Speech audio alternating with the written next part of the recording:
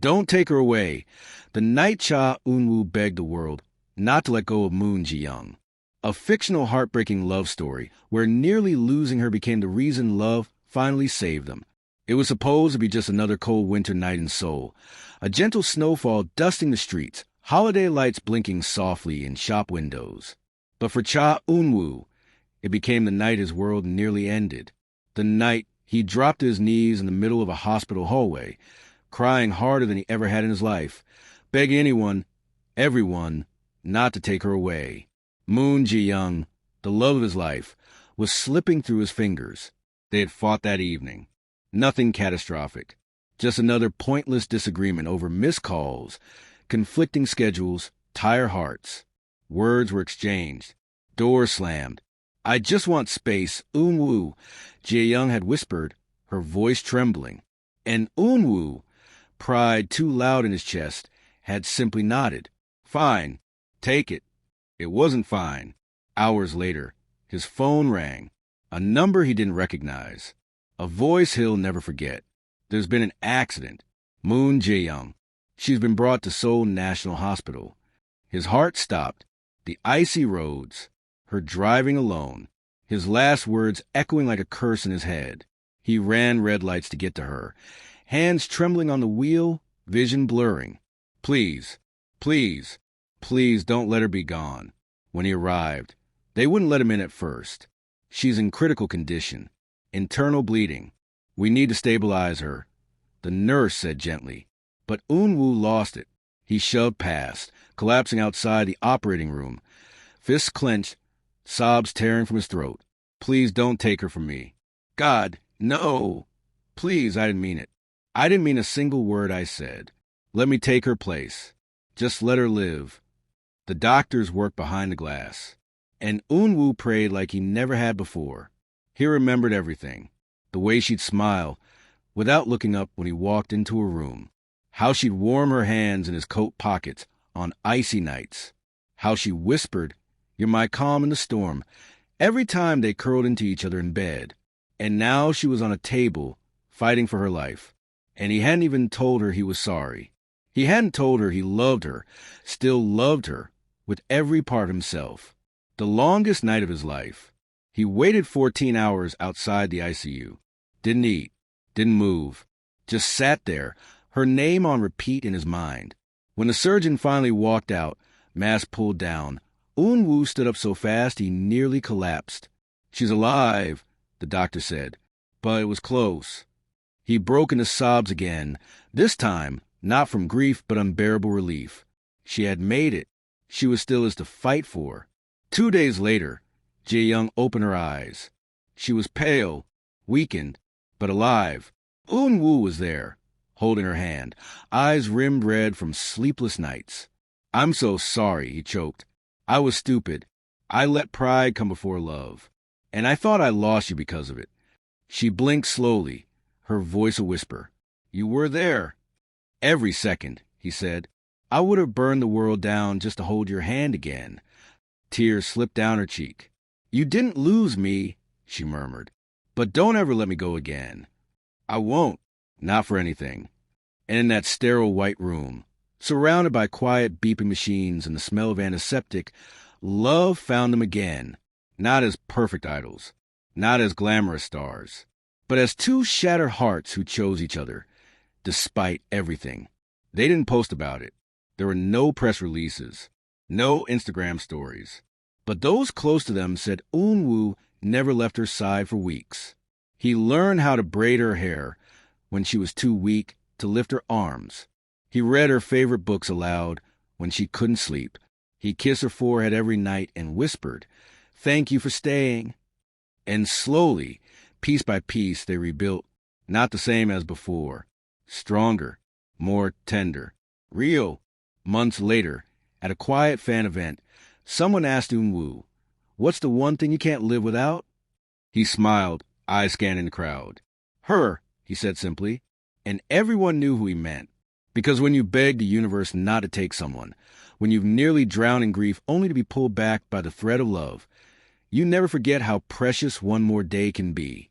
And Cha Eun-woo will spend the rest of his life making sure Moon Jae-young never forgets she was always worth begging for.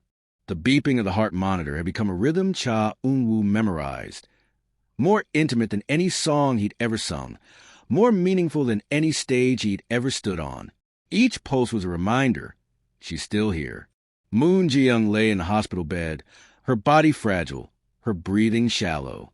But her fingers twitched when he spoke. Her lips curled ever so slightly when he read to her. And on the fourth day, she opened her eyes again. A second chance he didn't deserve. The first words she whispered were barely audible. Eun-woo. He dropped the water cup he was holding. It shattered on the floor. I'm here. He rushed to her side, grabbing her hand like it was a last anchor to the earth. I'm right here. She blinked slowly. What happened? You were in an accident.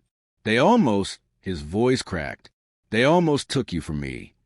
Tears slipped silently down her cheeks. I was so cold. I couldn't find you. I'm sorry, he sobbed, laying his forehead against her hand. I'm so sorry I wasn't there when you needed me most. I didn't fight for you when you asked for space. I should have followed you. I should have. Stop, she whispered. You're here now. That night, Eun-woo sat by her bedside as she slept, watching the rise and fall of her chest. His thoughts replayed the moment. He almost lost her on an endless loop. The way he had begged the doctors not to give up. The way he had screamed her name into empty white corridors, praying the universe hadn't heard his last words to her. Fine. Take it.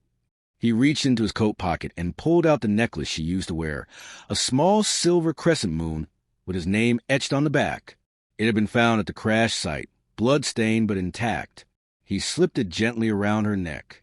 You don't leave me again, he whispered. Not like that. Never like that.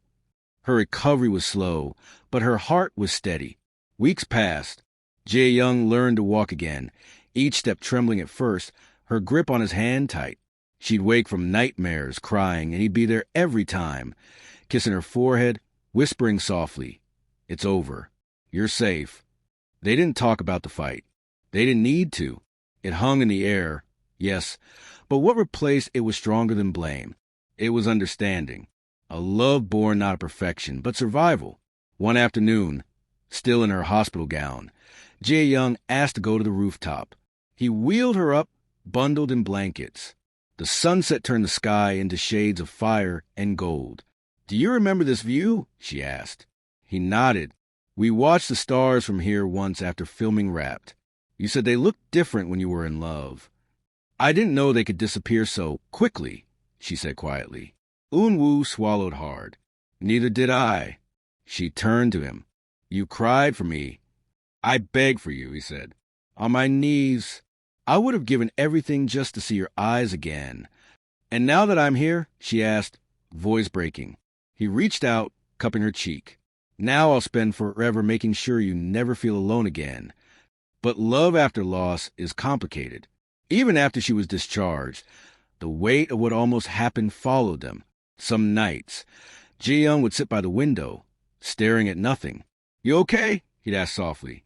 She'd nod, but then whisper, What if it happens again? What if next time I don't wake up? Eun-woo would hold her tightly, kissing the crown of her head. Then I'll follow you into whatever's next, he'd say. But until then, I'll spend every second loving you like there's no tomorrow. The letter she never sent. One evening, while organizing her drawer, Eun-woo found an envelope with his name on it. It was dated the night before the accident. He hesitated, then opened it. Eun-woo, we've been so busy fighting that I think we've forgotten how to love each other gently. I'm scared, not of being alone, but of losing you while still being with you. If anything ever happens to me, I hope you know, my last thought will be of your smile. But please, don't let this letter be the end. Let it be a reminder to come find me again. Love, Jae-young. Eun-woo sat down and cried, because he did almost lose her. But somehow, love had found him again. A proposal without rings. They never talked about marriage before, not seriously. But one night, sitting beneath the stars on the same rooftop where she once almost disappeared from his life, Eun-woo knelt beside her. No crowd, No cameras. No rehearsed speech. Just them. I don't have a ring, he said. I don't even have a perfect plan. But I have you. And if you'll let me, I want to spend every imperfect day loving you right. Jae-young didn't hesitate. She reached out and touched his face, tears in her eyes. Yes, she whispered. Because even when I was fading, it was your voice that kept me holding on. They say people only realize what they have when they're about to lose it. But Eun-woo and Ji-young weren't just lucky. They fought for their love. He begged for her life. She found her way back to him. And now, each sunrise is no longer taken for granted. Every laugh is louder. Every hug tighter. Every kiss a silent thank you for the second chance. Because almost losing her reminded Eun-woo of this one truth. Some loves are worth crying for, and some hearts are brave enough to